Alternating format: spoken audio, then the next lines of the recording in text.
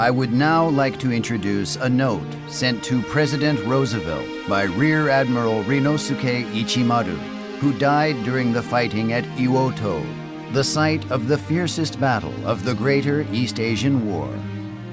Rear Admiral Ichimaru died valiantly on March 26, 1945, when leading the final assault in the battle.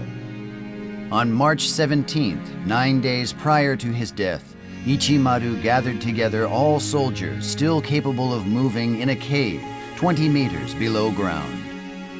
Then, Commander Mase, Ichimaru's second-in-command, stood before the troops and read a note to Roosevelt aloud. After the note was read, Captain Murakami, who was in charge of communications, strapped a Japanese version of the text to his stomach. Commander Akata carried an English translation. Then, together with General Kuribayashi, Rear Admiral Ichimaru removed all epaulets from his military uniform so that he would meet a courageous death as a subject of the Japanese Empire in the final assault. Soldiers of the American Navy discovered the two versions of a note to Roosevelt from the bodies of Captain Murakami and Commander Akata. At the last minutes before his death, facing the prospect of losing Iwoto to the enemy and having his own life taken, Rear Admiral Ichimaru wrote in his note the importance of living with a sense of humanity. It was undoubtedly his intention to continue to struggle for the grand ideals and eternal righteousness of Japan, even after his death.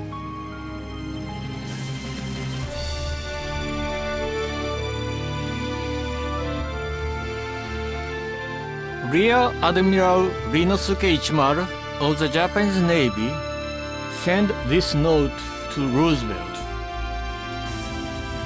I have one word to give you upon the termination of this battle. Approximately a century has elapsed since Nippon became widely affiliated with the countries of the world after Commodore Perry's entry to Shimoda. During this period of intercourse, Nippon has met with many national crises, including the undesired Sino-Japanese War, Russo-Japanese War, the World War, the Manchurian Incident, and the China Incident. Nippon is now, unfortunately, in a state of open conflict with your country. Judging Nippon from just this side of the screen, you may slander our nation as yellow peril, or a bloodthirsty nation, or maybe a protoplasm of military clique. Though you may use the surprise attack on Pearl Harbor as your primary material for propaganda, I believe you, of all persons, know best that you left Nippon no other method in order to save herself from self-destruction.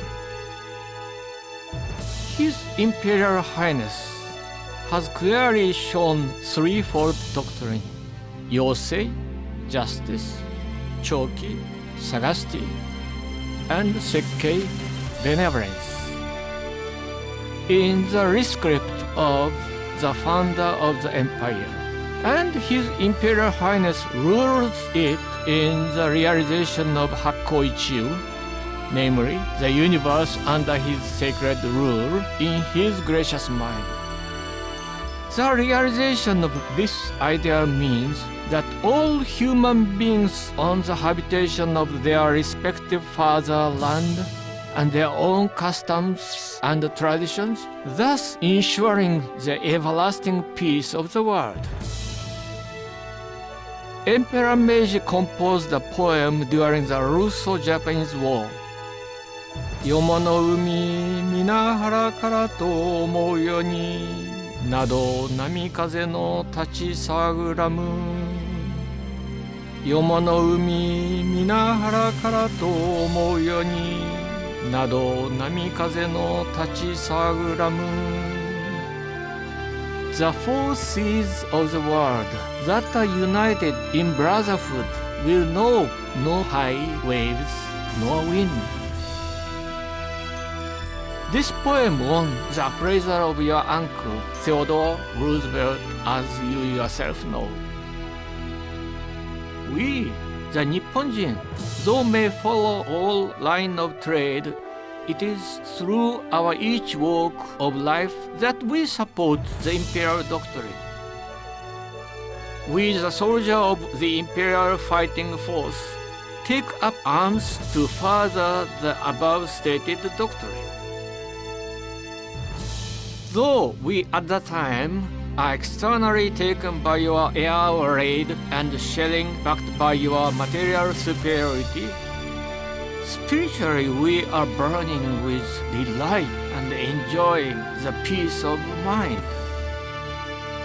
This peacefulness of mind, common universal stigma of Nipponjin, burning with fever in the upholding of imperial doctrine, may be impossible for you and Churchill to understand.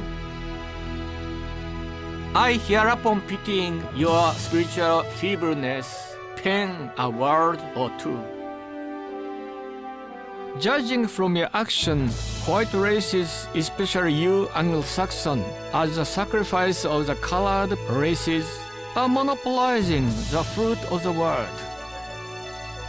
In order to attain this end, countless machinations were used to cajole the yellow races and to finally deprive them of any strength. Nippon, in retaliation to your imperialism, tried to free the Oriental nations from your punitive bonds, only to be faced by your dogged opposition. You now consider your once friendly Nippon a harmful existence to your luscious plan, a bunch of barbarians that must be exterminated. The completion of this greater East Asia war will bring about the birth of East Asia co-prosperity area. This in turn will in the near future result in the everlasting peace of the world. If, of course, is not hampered upon by your unending imperialism. Why is it that you, an already flourishing nation, nip in bud the movement for the freedom of suppressed nation of the East? It is no other than to return to the East that which belonged to the East. It is beyond our contemplation when we try to understand your stained narrowness. The existence of the East Asia prosperity sphere does not anyway encroach upon your safety as a nation. On the contrary, will sit as a pillar of world peace, ensuring the happiness of the world. His Imperial Majesty's true aim is no other than the attainment of this everlasting peace. Studying the condition of the never-ending racial struggle resulting from mutual misunderstanding of the European countries, it is not difficult to feel the need of everlasting universal peace. President Hitler's crusade of his fatherland is brought about by no other than the stupidity of holding only Germany, the loser of the World War, solely responsible for the 1914 through 1918 calamity, and the deprivation of the Germany's re-establishment. It is beyond my imagination of how you can slander Hitler's program and at the same time cooperate with Stalin's Soviet Russia, which has as its principal aim the socialization of the world at large. If only the brute force decide the rulers of the world, fighting will everlastingly be repeated, and never will the world know peace nor happiness. Upon the attainment of your barbaric world monopoly, never forget to retain in your mind the failure of your predecessor, President Wilson, at his heights.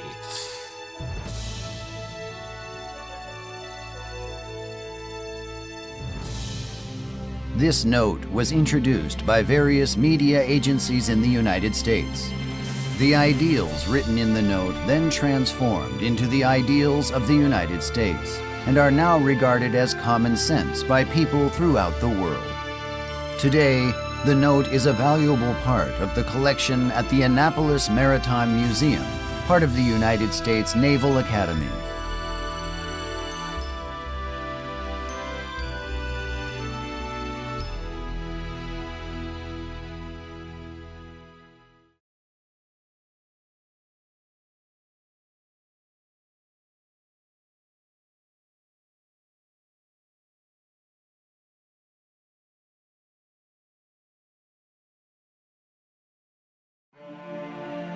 Kindness, compassion, manliness, exertion, and perseverance.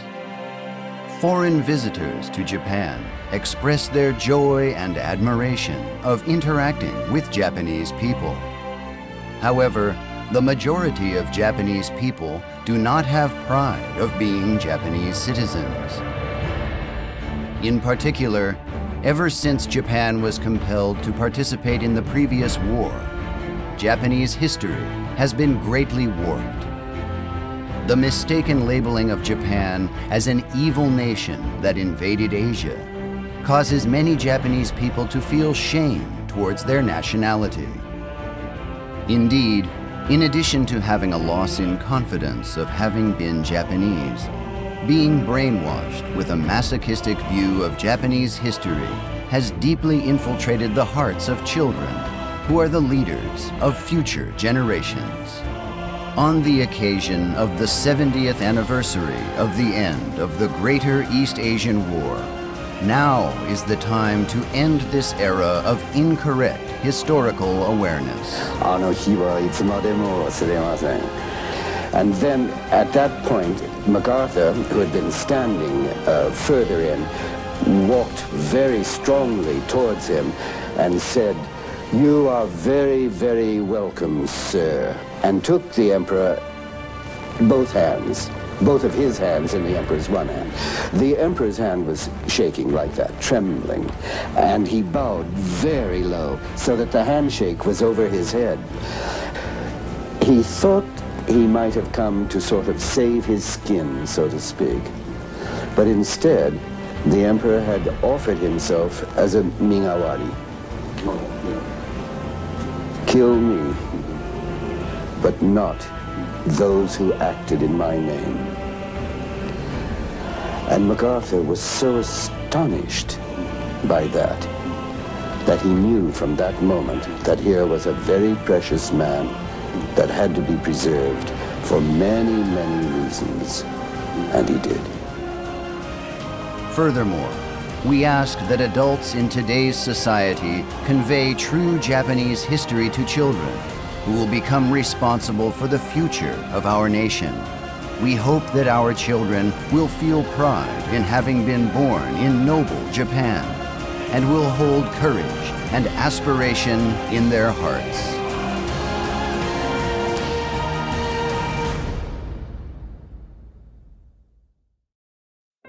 Currently, history textbooks adopted in Japanese schools teach that Japan, following the Greater East Asian War, was an evil nation which invaded Asia. The teachings of these textbooks are excessively one-sided. In truth, the overlapping of various events composes this history. Even though it is impossible for us to recognize all elements of history, it is important to form a well-balanced understanding of it. We require a historical perspective that fairly analyzes true historical facts. In other words, we must avoid a simplistic bias which paints Japan as totally evil or totally good.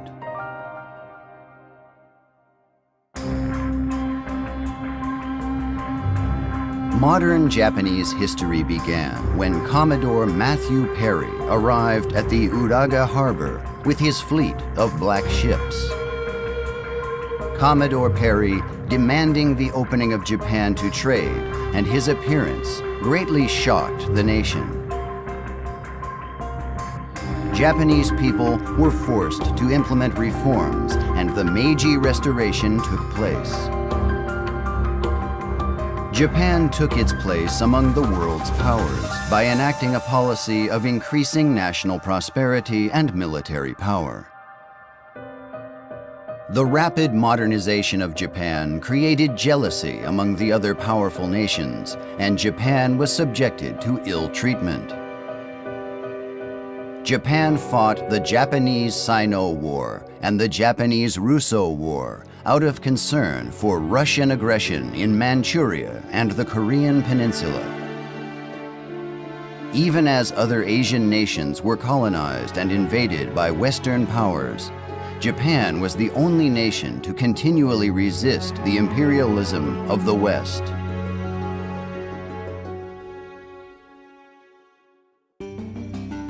Now let's unravel history in order to form an authentic understanding of modern Japanese history. Were the wars fought by Japan truly wars of aggression? In order to recognize historical facts objectively, we shall examine how non-Japanese perceived these wars. We shall start by discussing the book Behind the News in China, written by American journalist Frederick Vincent Williams. His book was published in 1938. It was not a work of historian, but a documentary report of the American news correspondent who wrote for the American readers from the on-site. Williams described the issues vividly, how the conflict was going on between Japanese Army and Chiang Kai-shek in Manchuria. Manchuria had been unstable since the Boxer Rebellion in 1900, and the military forces of global powers were stationed in the area. From Japan, the Kwangtung Army had been stationed. Conditions in Manchuria at the time are described as follows in a passage from Behind the News in China.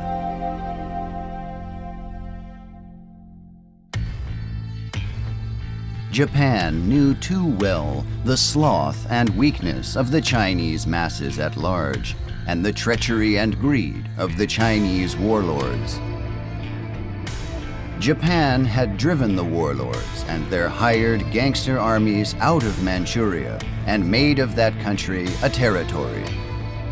It was so envied by the northern Chinese that thousands of them sought yearly to cross the borders of Manchukuo and work there for the higher wages and with a greater degree of comfort and security. Manchuria thus became Manchukuo. The new Manchukuo was a constant eyesore and a thorn in the side of Chiang Kai-shek and the Chinese warlords in his camp, as well as to the China Reds and the Russian Bolshevik. For Manchukuo, from an impoverished Manchuria, had taken on the status of a happy and prosperous empire. Despite this, worldwide propaganda emphasized that Japan was oppressing the Manchurians under a puppet government. However, under Japan's domination, no doubt, this Manchukuo empire would prosper.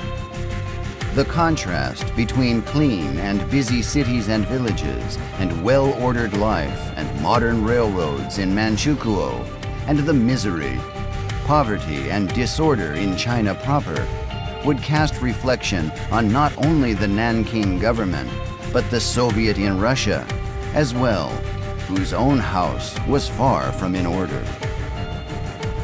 The two passages above describe Manchukuo as seen through the eyes of Williams. He also made the following observations. Plotting to drag America into a war with Chiang Kai-shek, the Chinese Reds secretly initiated events such as the Huanggutong incident and the Marco Polo Bridge incident, casting blame upon the Japanese military. Even when provoked by such foul action, the Japanese exercised their national trait of fortitude, never appealing their plight to the world and refusing to engage the Chinese in battle. Williams also alluded to numerous incidents in which Japanese citizens were slaughtered. If they had happened to the nationals of any other nation, the news would have been flashed to the world, and the world would have shrunk in horror, and the nation whose nationals had been murdered would have taken immediate action. But the Japanese are poor propagandists. Japan, to the surprise of the foreigners in China, did not act quickly.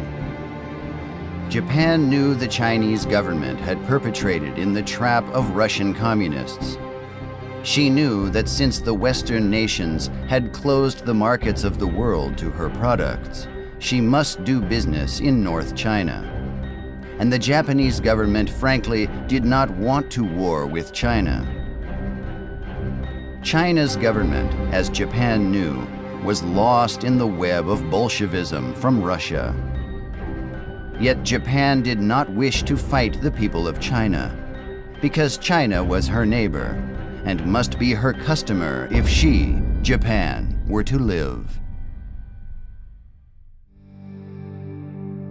As shown in his writings, Williams was frustrated at how reports circulated in America were based on an incorrect understanding of actual conditions, being deceived by the propaganda of the communists, Chiang Kai-shek of the Nationalist Party, and the behind-the-scenes conniving of Madame Chiang Kai-shek. Williams was angered at how his native country of America was being dragged into a messy war by incorrect reports. He also wrote in detail at the start of the Battle of Shanghai.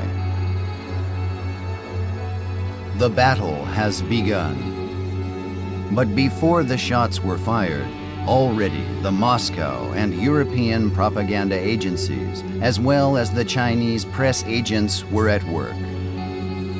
The world was informed by them that a united and aroused China faced the invader. From the start of the conflict, Japan was cast as the evil aggressor through malicious propaganda. Despite facing overwhelming odds, 2,500 Japanese soldiers held off Chiang Kai-shek's force of 100,000 soldiers for an entire week. Chiang Kai-shek's forces used a bomber to obliterate the Cathay Hotel and Palace Hotel, slaughtering large numbers of foreigners and Chinese citizens of their own race and blood. Around the same time, this staged photograph of a child being slaughtered by a soldier looked like Japanese was taken. Any man who has ever been with the Chinese and the Japanese armies and is familiar with their uniform recognized at a glance that the pictured soldier was in fact from Chiang Kai-shek's forces. But how many Americans ever saw a Chinese or Japanese soldier? The photograph was published in America's Life magazine, arousing the sympathy of 130 million American citizens. It fueled the belief for the cruelty of the Japanese army and succeeded in generating massive anti-Japanese sentiment. Propagandists deceived America by taking advantage of how American citizens were unable to distinguish between one of Chiang Kai-shek's soldiers and a Japanese soldier, creating a countless number of fake photographs. Surprisingly, Williams's writings were published under the title of Behind the News in China in 1938, immediately after the Battle of Shanghai. Nevertheless, the articles of forged Japanese bad guys theory had been washed away on Western news media in general. Furthermore, together with Ralph Townsend, Frederick Vincent Williams was arrested and imprisoned after the start of the war between America and Japan. The men were charged with having disseminated information that was advantageous to Japan.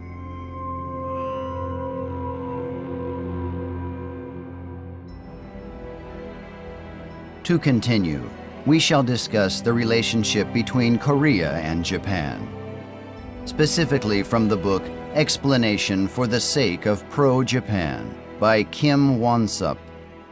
We shall investigate conditions related to Japan's annexation of the Korean Peninsula. He wrote as following: "Being born and raised in Korea, I once held strong anti-Japanese sentiment. I hated Japan and refused to study the Japanese language. Furthermore, I felt disgusted when seeing a Korean citizen speaking Japanese. However, my feelings toward Japan would undergo a great change. Upon traveling overseas, I was surprised at how refined Japanese people actually are.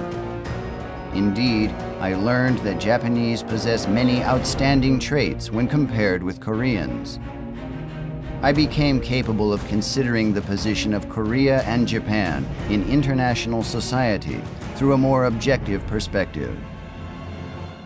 Gradually, I escaped from the warped and biased historical awareness concerning the opening of the Korean Peninsula and Japanese governance. I feel that I now have a balanced historical awareness. A warped and incorrect historical notion has formed the basis for calculated creation of anti-Japan sentiment. From childhood, at school, at home, and in society, Korean citizens learn a history which has been fabricated using a variety of methods.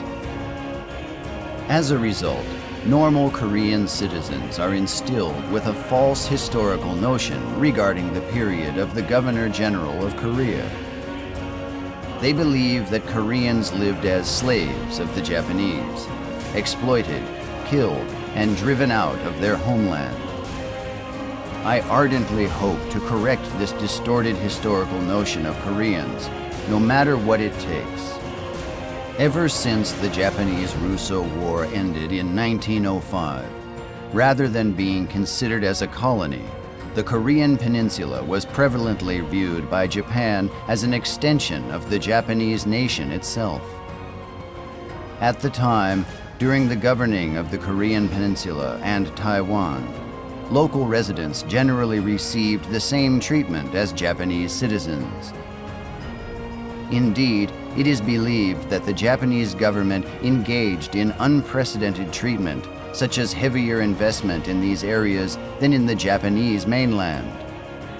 The Korean Peninsula achieved significant growth while under Japanese governance.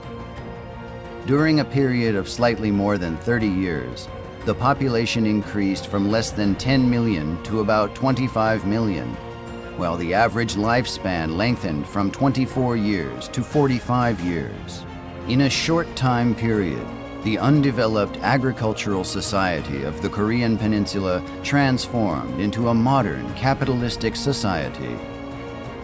Respected instructors from Japan were stationed on the peninsula to educate Korean citizens. Furthermore, an enormous amount of capital flowed into the area from the Japanese government, and there was construction of various infrastructures. In actuality, the days of Japanese colonization was a period of industrial revolution for the Korean Peninsula. There is no doubt that Korean people felt happiness at experiencing cultural enlightenment like never before. During this period, the Korean Peninsula was not a colony of Japan. It was part of Japan.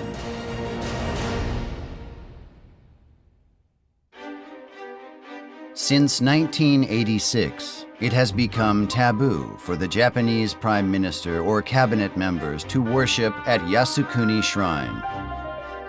Each visit to the shrine brings intensive criticism from Korea and China. However, there were no battles between Korea and Japan during the Pacific War. At that time, Korea was part of Japan, and Korean people participated in the war as part of the Japanese armed forces.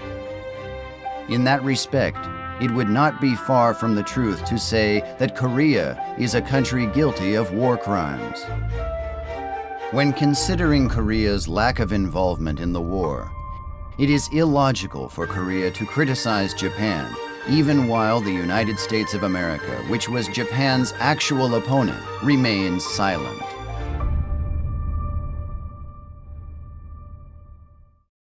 大東亜戦争中ジャワ海で昭和17年の3月に、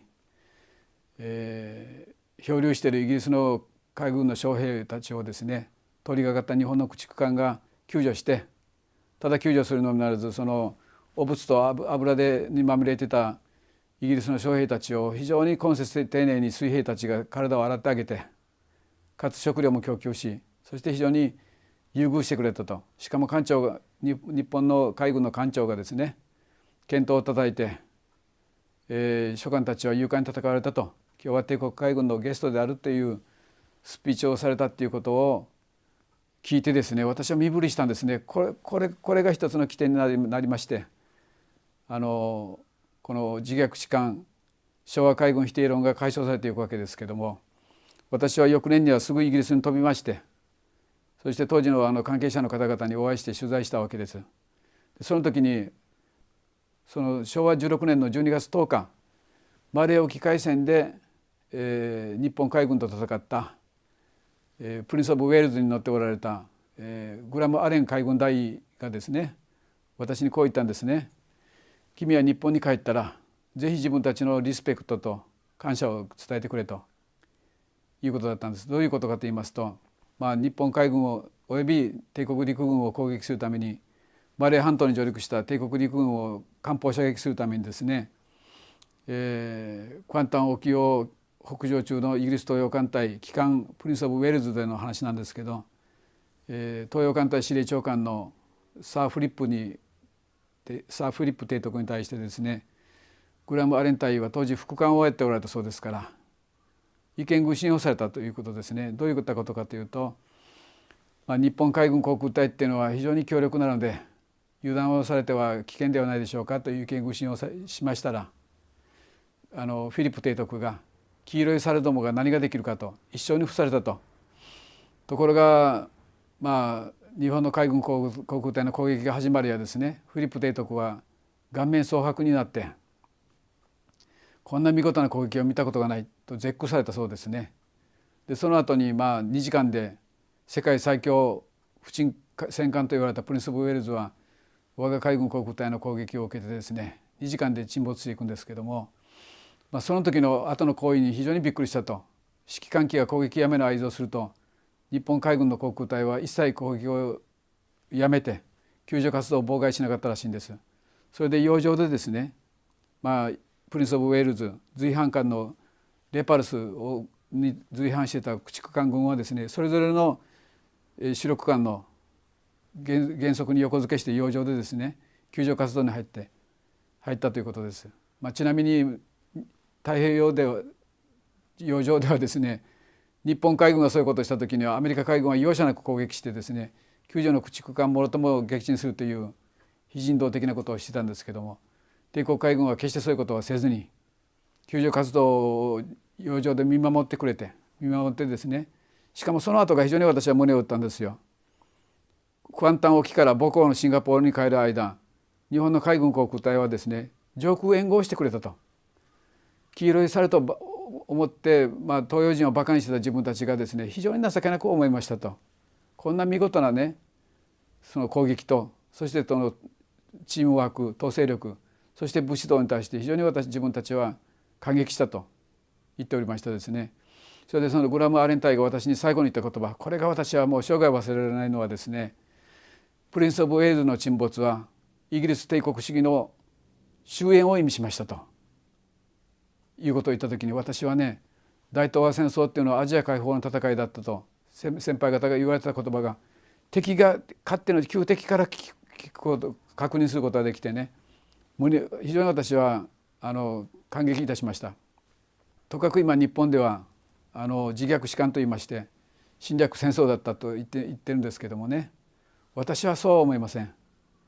これだけ先人たちが自分の命を変えてですね、このアジア民族の独立と解放のために戦ってくれたっていうのを非常に実感しましたですね。激戦の最中に400名以上の敵の命を救った工藤館長。彼の残した誇り高き真の武士道の姿は今も多くの人々の心の中に生き続けている。自分が死ぬ前にどうしても一言お礼を言いたかったのです。サーフォールはしみじみと語り始めた。61年前の壮絶な真実を。それは戦後の長きにおいて日本人誰もが知らなかった戦場の奇跡の物語であった。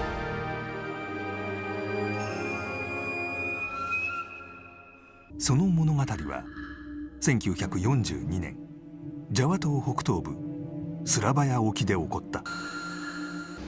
当時の戦況は日本が圧倒的に有利。フォール少尉の乗るエンカウンターも戦闘艦に包囲されていた。その直後エンカウンターは日本海軍の攻撃によって炎上、海に沈んだ。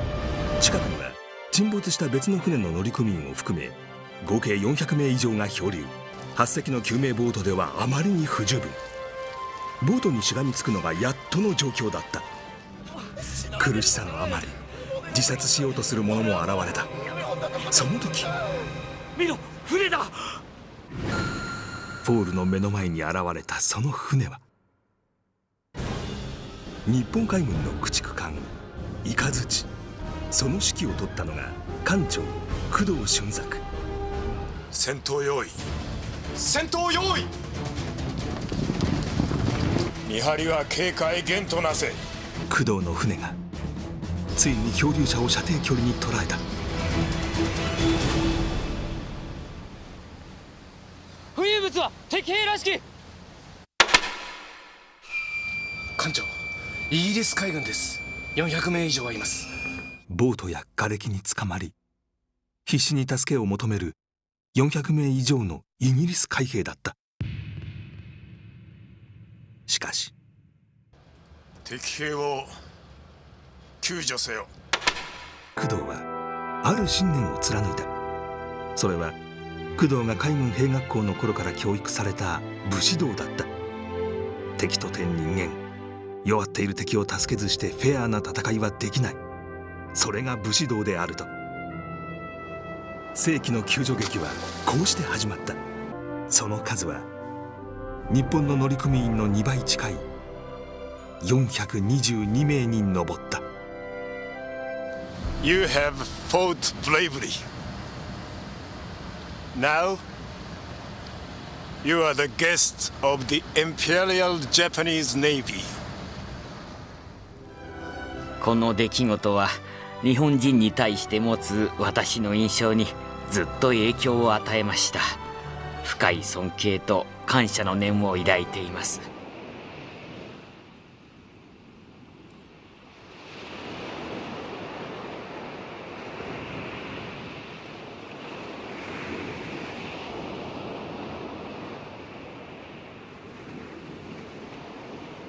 今年はですね、戦後70年ということで、中国なんかも70年 見直しするとか、ロシアもなんとかかんとかなんか言っておりますが、やはりね、戦後日本をずっと縛り続けてきたのはですね、東京裁判士官というね歴史観なんですね。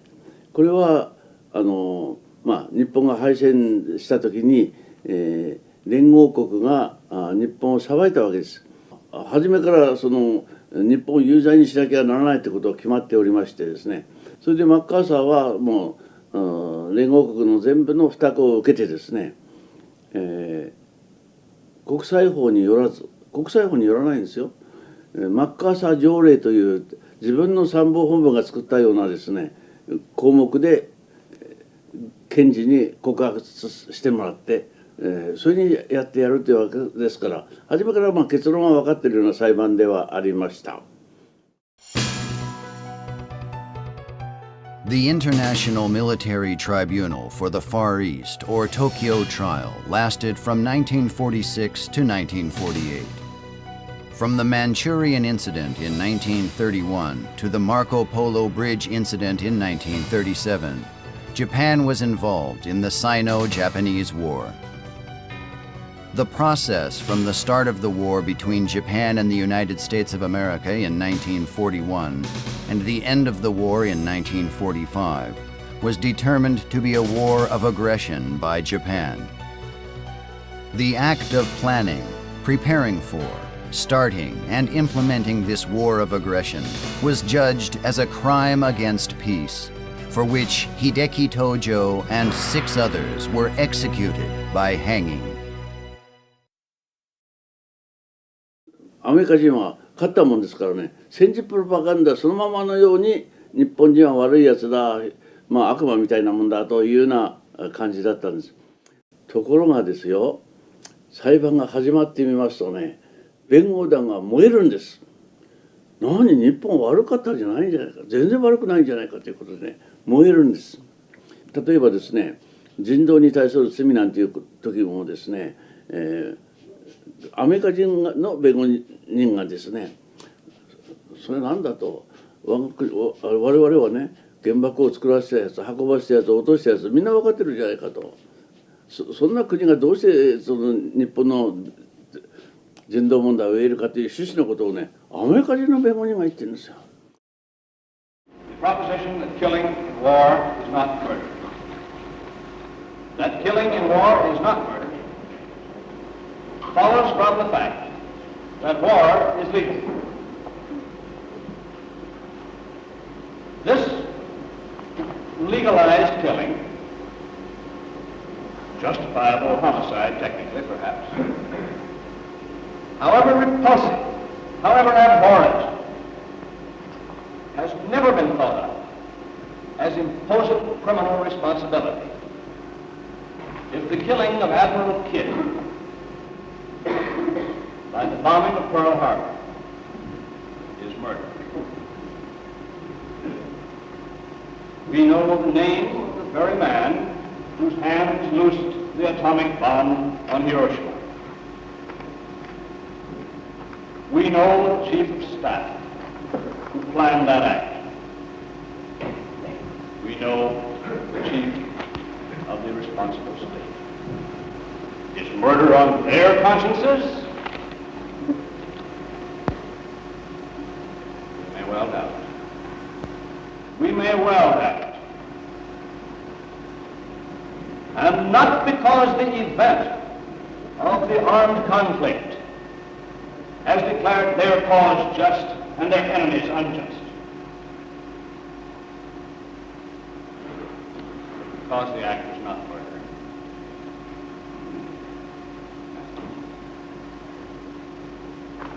Show us the charge.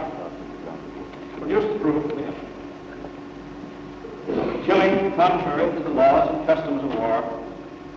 Name the man whose hand dealt the blow. Produce the responsible superior who planned, ordered, permitted, or acquiesced in this act, and you have brought a criminal to the bar of justice. 東京裁判士官というのは本当に日本を縛り付けているものですけれども、もっと詳しくね議論するような場合はですね、パル判事の判決書というのがあるんです。Among all the prosecutors participating in the Tokyo trial, Justice Radhabinod Paul was the only expert in international law.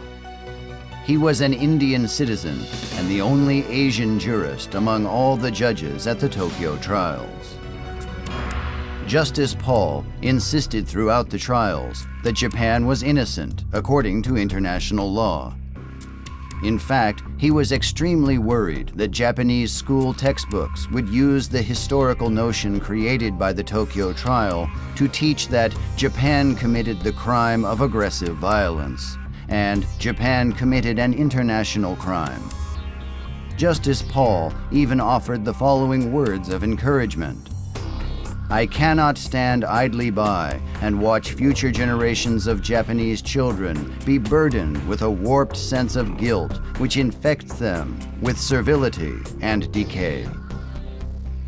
Indeed, just as prophesied by Justice Paul during the Tokyo trial, the historical notion created by the Tokyo trial has inflicted a deep wound on Japan that still remains today after 70 years. After being defeated in the war, Japan had lost confidence, and Japanese people were searching for their identity, both ideologically and culturally. At this time, Justice Paul's message was undoubtedly a source of courage and hope. We must never forget Justice Paul's benevolent gift to the Japanese people. Justice Paul wrote the following words of grief: "The Ministry of Foreign Affairs of Japan has taken the trouble to politely issue an English pamphlet which apologizes for Japan's sins and even expresses gratitude for the Tokyo trial. For the Asian value of modest virtue to be exhibited to such an extent is almost pitiful. Why can't Japan stand up for what is right and point out what is wrong?"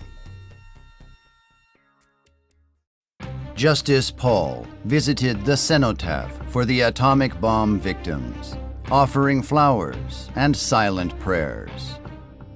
Upon noticing the inscription on the cenotaph, he asked his translator to explain the meaning. "Let all the souls here rest in peace, for we shall not repeat the fault." Upon confirming the meaning of the inscription several times, Justice Paul's expression became grave. Obviously, the subject of "we" is Japanese. I do not see clearly what "the fault" means here. The souls being wished to rest here are the victims of the atomic bomb. It is clear to me that the bomb was not dropped by Japanese and the hands of bombers remain blood-stained. If the phrase, "we shall not repeat the fault," were to be assigned to those responsible for the bombing, then this inscription would possess true meaning. If the fault refers to the Greater East Asian War, then Japan is once again free from blame. Western European countries that invaded Asia sowed the seeds of that war.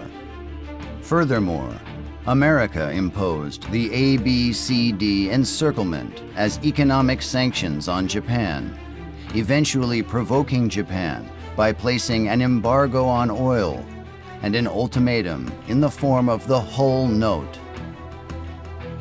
Is it not clear that the United States of America is responsible for the outbreak of war?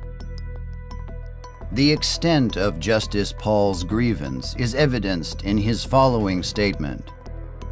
The Tokyo trial was conducted by demagogues of wartime propaganda.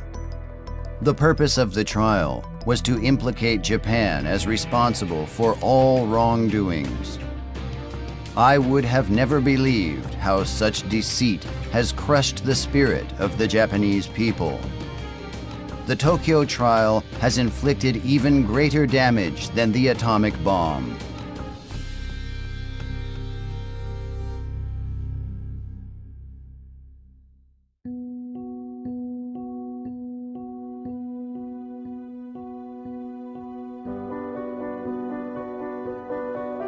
When time shall have softened passion and prejudice, when reason shall have stripped the mask from misrepresentation, then justice, holding evenly her scales, will require much of past censure and praise to change places. Radhabinod Paul.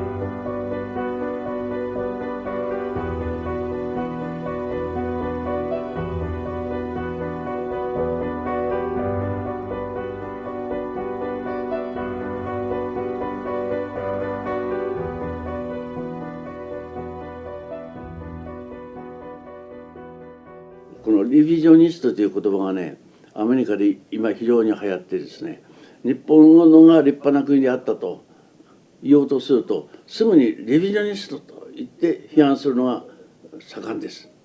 そしてリビジョニストと言われますと、みんながね、これアメリカ人もね研究していますから、日本は悪かったんじゃないんだという学者がいっぱい出るんですよ。それでもリビジョニストと言われるとね、社会的地位を失う恐れがあるんです。だから我々はですね、今70年、戦後70年を機会にしてどうしても破らなきゃならないのは東京裁判所管です。あれで日本を締め付けられてるんです。だからそれを破る手は一番有力なのはあるんです。マッカーサーが最大の、しかも一番最初のレビジョニストでした。東京裁判を見直して、あれは日本の自衛のためだと宣言してくれた最初の人ですよ。だから我々はレビジョニストと言われたらマッカーサーに戻りましょう。アメリカの軍事外交の最高の、場所で証言するんです。ですから証言だからね、ここは注意してもらいたいんです。マッカーサーがこれから言ったことはですね、それはマッカーサーがつぶやいたことじゃないんです。友達に言ったことでもないんです。奥さんに言ったことでもないんです。日記に書いたことでもないんです。本に書いたことでもないんです。それはアメリカの軍事外交合同委員会というアメリカの最高の公の場で証言してるんです。だから歴史的です。動かない歴史的です。そこで彼はですね、趣旨から言いますね、近代産業として、持っているものは蚕しかいなかった。要するに絹産業しかないんだと。それで鉄だとかね、石油だとか何だとか缶だとか近代産業に必要なのは全部東南アジアにあった。それを我々は売らないことにしたのである。従って、日本人はこのままでいくならば直ちに1000万人ないし1200万人の失業者が出ることが明らかになる。従って日本が戦争に突入したのは安全保障のために余儀なくされたことであったということです。There is practically nothing indigenous to Japan except the silkworm. They lack cotton, they lack wool, they lack petroleum products, they lack tin, they lack rubber, and they lack great many other things, all of which was in the Asiatic basin. They feared that if those supplies were cut off, there would be 10 to 12 million people unoccupied in Japan. Their purpose, therefore, in going to war was largely dictated by security. Their purpose, their というのは日本人のですね。Their purpose, therefore, in going to war was largely dictated by security. したがって彼らの戦争に行った目的は主として安全保障のために余儀なくされたものである。もう東京裁判パンクしてます。東京裁判そのままですよ、マッカーサーは。で彼が日本は、侵略国であって軍国であって悪質な国やって悪魔の国のようだという建前にやった張本人がですね、あれは自衛のためだと証明したんです。終わり。Hamilton Fish was a prominent Republican politician of the same generation as President Roosevelt. In his book, FDR, The Other Side of the Coin, How We Were Tricked into World War II, Fish undertakes a critical examination of how Roosevelt was determined to involve the United States of America into war and his responsibility for deceiving Congress to make World War II. Let us consider the following excerpt from Fish's book. Prime Minister Fumimaro Konoe sought peace through negotiation with America. However, President Roosevelt continually rejected Konoe's request for a meeting between the two leaders. The United States presented Japan with an ultimatum in the form of the Hull Note, in an attempt to goad Japan into war. By doing so, the United States of America would then be able to declare war on Germany. Fish also states the following. There was strong opposition from within America regarding entry into a European war. Accordingly, in order to declare war, the Roosevelt administration needed America to be attacked by another country.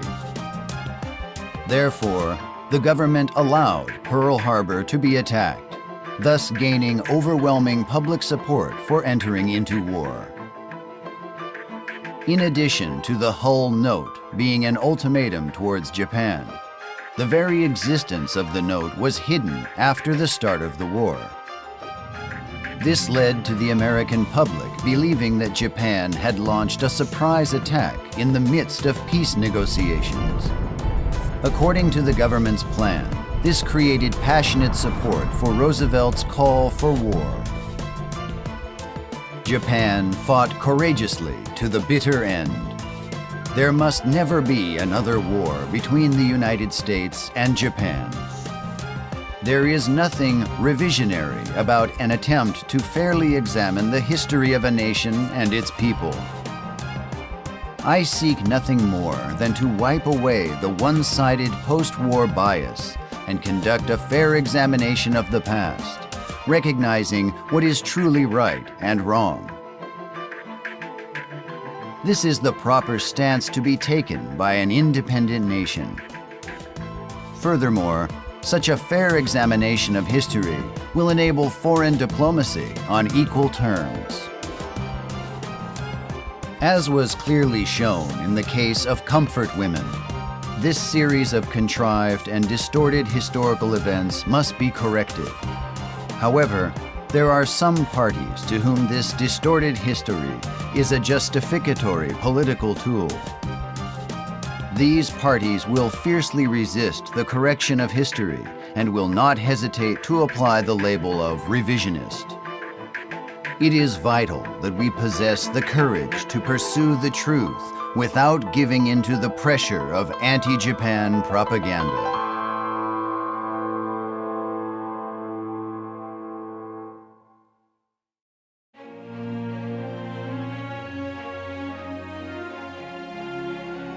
History is written by the winners and is further distorted to the benefits of major countries that were involved in that history. The historical awareness created by the Tokyo trial is the basis for history studied at Japanese school and the interpretation of Showa period history by the mass media. Therefore, almost all Japanese people are brainwashed by that historical awareness. Spies and propaganda have distorted the history of Japanese war. Japan has always acted in good faith at foreign diplomacy with other countries. Unfortunately, Japan mistakenly believed that America, Russia, and China are also countries that respect good faith in their relations. As a result, Japan was deceived into entering war and was ultimately labeled as an evil country that embarks on wars of aggression. Although Japan lost the Greater East Asian War, Japan's brave example led to an uprising by people throughout Asia in their quest for independence. Afterwards, this movement spread to countries in Africa also. After 500 years, the era of colonization by the white man was finally brought to an end. Indeed, the nations of the world have reached to the stage to realize the ideal of a generation without colonization because Japan took defiant action in order to create a greater East Asia co-prosperity sphere. Following World War I in 1919, Japan proposed the inclusion of a racial equality clause at the Paris Peace Conference. This proposal was based on the spirit of Hakko Ichiu, all the world under one roof, an ideal revered by the Japanese since ancient times. However, in April 1919, Japan's proposal was rejected at a meeting of the League of Nations, mainly due to opposition by President Wilson of the United States. Furthermore, the United States began to conduct anti-Japanese activities at a national level, including the enactment of the Immigration Act of 1924, which restricted immigration to the United States of America by Japanese citizens. Nitobe Inazo, an Undersecretary General of the League of Nations, was extremely disappointed once the United States enacted legislation restricting immigration by Japanese citizens. Afterwards, acting at the request of Emperor Showa, Nitobe worked tirelessly to serve as a bridge between the two countries. Although rejected at the Paris Peace Conference, Japan's proposal for racial equality was finally realized after 30 years had passed in 1948. As the Universal Declaration of Human Rights at the Third General Assembly of the United Nations. However, Japanese people were still inflicted with a one-sided sense of atonement towards the war as a result of the War Guilt Information Program infused by GHQ's initiative, a plan designed to brainwash the Japanese and instill a feeling of guilt regarding the war. In addition to concealing America's responsibility for the war, this program aimed to crush the morale of Japanese people so that Japan would never again resist against the United States of America. Furthermore, media restrictions enforced by a press code made it impossible to criticize the Tokyo trial or to report trials taking place in China and Korea. Many Japanese people were instilled with a feeling of guilt towards the war, believing that Japan is an evil nation that invaded other countries. The spiritual cohesiveness of Japanese people was crushed by methodical actions to disparage the tradition and history that were the source of national pride. Eventually, it succeeded to completely dispel patriotism, to instigate distrust toward government leaders amongst citizens, and to divide public opinion by encouraging communist activity under the name of democracy. Even 70 years after the war has ended, Japanese still remain brainwashed. A distorted historical notion has taken root deep in the heart of Japanese people. Just as planned by anti-Japan forces both in Japan and overseas, this brainwashing has had a devastating effect on the psyche of Japanese people. In order to completely rewrite the modern history of Japan, it is necessary for many Japanese people to recognize the falsehoods of the current notion of history and to spread correct knowledge of history throughout the world.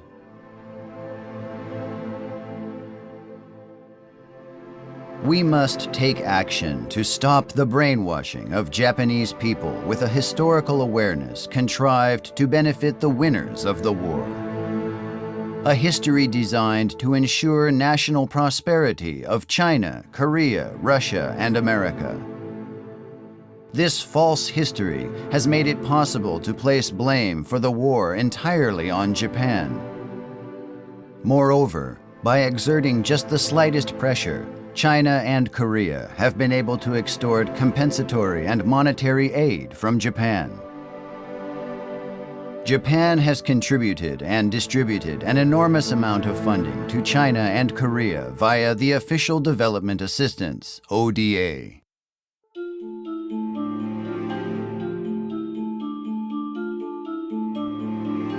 Now is the time to examine the true historical facts regarding Japan in the past and to dissolve the curse that binds Japanese people. The world is still in the midst of chaos. Religious conflicts continue to escalate. Japanese foreign diplomacy is also faced with a difficult decision. Yet Japanese people must take pride in their national spirit of cherishing the harmony among people and appeal this ideal to the world. The essence of Japanese spirit, namely wa, is found in recognizing and accepting the diversity of each and every person. This is a valuable lesson for today's world, which is embroiled in never-ending conflict. Great wisdom is needed for Japan to exercise world leadership and put this spirit into effect. The Japanese spirit of harmony cannot be found in any other country, not China, not Korea, not North Korea, and not even our ally of America. Other countries focus solely on their own benefit. Of course, this is only natural, as even Japan constantly prioritizes national interests. The spirit of harmony is the very tradition of Japan since Prince Shotoku in 604. Japan must re-examine its modern history, conduct thorough research, and polish wisdom to overcome the information war and propaganda used by other countries. Unrestricted warfare, literally warfare beyond bounds, is a concept proposed within the book Unrestricted Warfare, New Warfare in the 21st Century, written by two colonels in the Chinese Air Force. Instead of conventional warfare, which involves a declaration of war and the subsequent injection of military force, unrestricted warfare proposes a new type of warfare encompassing all aspects of life, information, politics, and economics. For example, computer hacking is used to disrupt the information of the enemy country and to acquire classified information. It is estimated that there are currently 400,000 internet soldiers in China today. The duties of these soldiers include manipulating information to instill an image of Japan as evil, to instigate domestic interference toward worship at Yasukuni Shrine, and to ensure the propagation of a historical awareness created by the Tokyo trial. Another example is the creation of pro-China and anti-Japan TV programs in order to brainwash Japanese citizens through the Japanese mass media. Japan has been vulnerable to information warfare and propaganda used by anti-Japan forces, both abroad and in our own nation. We have not been able to issue a counterstrike against such tactics. Therefore, since the defeat in the Greater East Asian War, many Japanese people have lost their national pride, as well as the esteem to their own history. In order to empower our children to create a new future and to ensure that Japan is never again deceived into a meaningless war, we must recognize correct Japanese history upon the 70th anniversary of the Greater East Asian War. Let's take back our pride as Japanese people.